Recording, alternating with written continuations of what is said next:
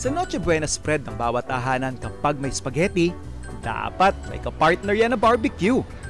At sa mga ayaw ng mahasel sa paghiwa, pag-marinate at pagtutuhog ng karne, dumadayo tayo sa paborito nating tindera ng baboy sa palengke.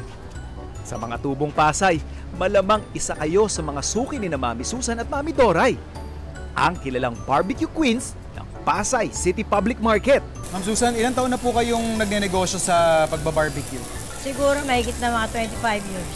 Ako nagtitinda ako, almost 60 years na sa palengke. 60 years? Yeah. Nagsimula ako sa karne, sa baboy. Okay. Tapos nung bandang huli, naluan ko na ng barbecue, lahat-lahat, gano'n. Sa tagal po ninyo na nagtitinda ng mga gantong klase ng produkto, naitaguyod naman po ninyo Tapos na dahil sa sila lahat. Paano naman po ang timplahan nito, ma'am? Mas masarap to kung mga 2 to 3 days nakamarinate siya. Okay. May pampalambot po ba kayo sa karneng nilalagay? Wala.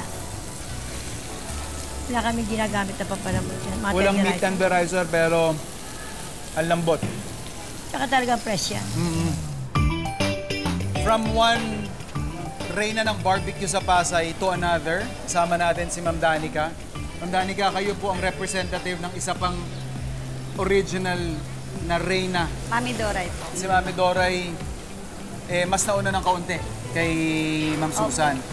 Since 1969 daw po. Ano yung sikreto ng Ma'am Susan at saka Mami Doray para maging matagumpay yung kanilang negosyo? Pakikisama.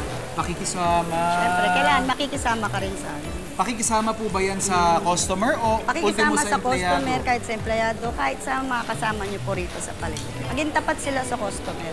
Tapos, siyempre, pag suki mo, alagaan mo. Talaga namang one-stop shop ang pwesto ng dalawa nating barbecue queens. Dahil mabibili mo rin sa kanila ang iba pang bida sa pampaskong handaan.